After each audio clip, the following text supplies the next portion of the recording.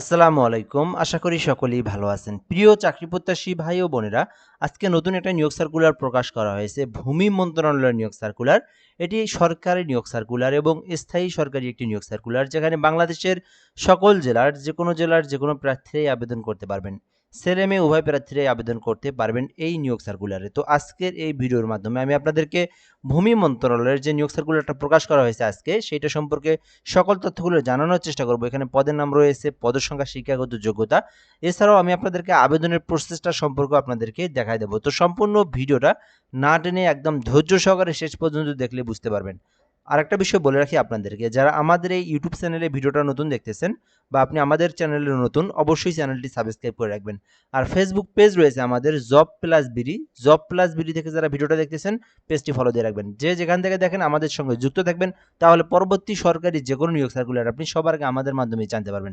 এটি হচ্ছে ভূমি মন্ত্রণালয়ের অধীনে ভূমি প্রশাসন প্রশিক্ষণ কেন্দ্রের নিম্নোক্ত রাজস্ব খাতভুক্ত নিয়োগ সার্কুলার, অর্থাৎ এটি হচ্ছে সরকারি স্থায়ী রাজস্ব খাতভুক্ত নিয়োগ সার্কুলার, যেখানে বলা হয়েছে বাংলাদেশি নাগরিকেরা আবেদন করতে পারবে, অর্থাৎ সকল জেলার যে কোনো প্রার্থী ছেলেমেয়ে উভয়ে আবেদন করতে পারবেন এবং অনলাইনের মাধ্যমে কিন্তু তাকে আবেদন করতে হবে। এই ছিল মূলত বিষয়। এখানে পদের নাম দেওয়া রয়েছে। ১ নম্বর পদের নাম হচ্ছে সহকারী লাইব্রেরিয়ান, যেটা ১১ গ্রেডে একটি পদে নিয়োগ দেওয়া হবে। শিক্ষাগত যোগ্যতা চাওয়া হয়েছে কোনো স্বীকৃতি বিশ্ববিদ্যালয় হইতে গ্রন্থকারে বিজ্ঞান থাকতে হবে, অথবা দ্বিতীয় শ্রেণী বা সমমানের সিজিপিএতে স্নাতক ডিগ্রি, অর্থাৎ আপনার অনার্স পাস থাকতে হবে অথবা ডিগ্রি পাস থাকতে হবে, সেটা হচ্ছে গ্রন্থকারিক বিজ্ঞানে থাকতে হবে। রেজাল্ট অবশ্যই দ্বিতীয় শ্রেণী থাকতে হবে, ঠিক আছে? অথবা আপনার এটা থাকতে হবে, অথবা ডিপ্লোমাতে স্নাতকর থাকতে হবে, অর্থাৎ ডিপ্লোমাতে স্নাতকর বা দ্বিতীয় শ্রেণী বা সমমানের সিজিপিএতে স্নাতক ডিগ্রি থাকলে আবেদন করতে পারবেন। আর কম্পিউটার সম্পর্কে বেসিক নলেজ বা বেসিক বিষয়গুলো টাইপিং করা জানা থাকলে আবেদন করা যাবে।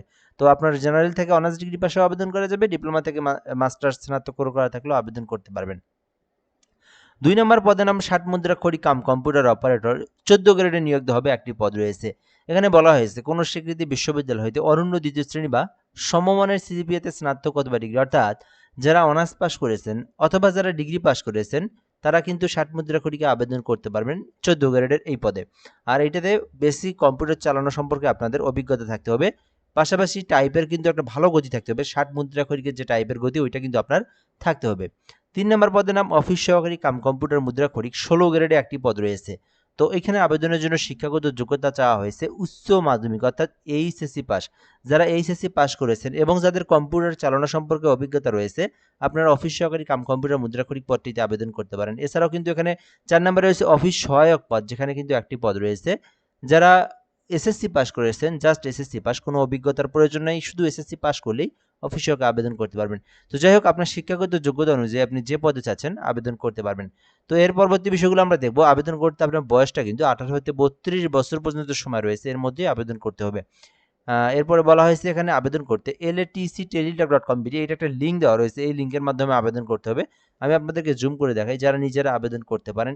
latcteletalk.com বিডি, এই লিঙ্কের মধ্যে প্রবেশ করে আপনার সকল পার্সোনাল তথ্য, এডুকেশনাল কোয়ালিফিকেশন, আদারওয়াইজ যে তথ্যগুলো রয়েছে, ছবি, স্বাক্ষর, এগুলো দিয়ে আবেদনটা সাবমিট করতে হবে। এবং এই আবেদনটা কিন্তু ২১ তারিখে শুরু হয়েছে, অর্থাৎ আজকে ২১ তারিখ থেকে আবেদনটা চলমান থাকবে, যেটা কিন্তু ১০ জুন পর্যন্ত আবেদনটা করতে পারবেন। অর্থাৎ বর্তমানে আবেদনটা চলমান রয়েছে, এর মধ্যে আবেদন করতে হবে।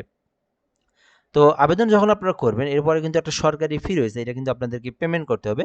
তো কেউ যদি ১ নম্বর ক্রমিকের মধ্যে আবেদন করেন, তাকে কিন্তু সরকারি চার্জ বাবদ ১৬৮ টাকা, এবং ২ ও ৩ এর মধ্যে কেউ আবেদন করলে তাকে ১১২ টাকা, এবং অফিস সহায়ক পদটিতে আবেদন করলে ৫৬ টাকা পেমেন্ট ফি, সরকারি ফি, এটা পে করতে হবে। এবং পে করার প্রসেসটা হচ্ছে, প্রথমে তো এসএমএস আপনারা LATC লিখবেন, আপনারা ইউজার আইডি লিখবেন, দেন 160 যে পোল্ড নাম্বার সেন্ড করে দিবেন। পরবর্তী আপনারা LATC লিখে ইয়েস লিখে পিন নাম্বার দিয়ে 163 পোল 2 নাম্বারে পেমেন্ট করলে আপনার আবেদনের পেমেন্টটা সাকসেসফুলি সম্পন্ন হয়ে যাবে। দেন আপনারা কিন্তু আবেদনটা তখন A to Z হয়ে যাবে। তো চাইলে আপনারা আবেদনটা করতে পারেন। এটি হচ্ছে কিন্তু ভূমি মন্ত্রণালয়ের একটা নিয়োগ সার্কুলার, যেটা কিন্তু সরকারি স্থায়ী রাজস্ব খাতভুক্ত নিয়োগ সার্কুলার। যে কেউ চাইলে আবেদনটা করতে পারবেন। তো এই ছিল মূলত আজকের ভিডিও। এই সার্কুলার নিয়ে আরো কোনো কিছু জানার থাকলে আপনি কমেন্টে বলতে পারেন, আমরা রিপ্লাই দিয়ে জানিয়ে দেবো ইনশাআল্লাহ। ভিডিওটা পর্যন্তই, ধন্যবাদ, ভালো থাকবেন, আসসালামু আলাইকুম।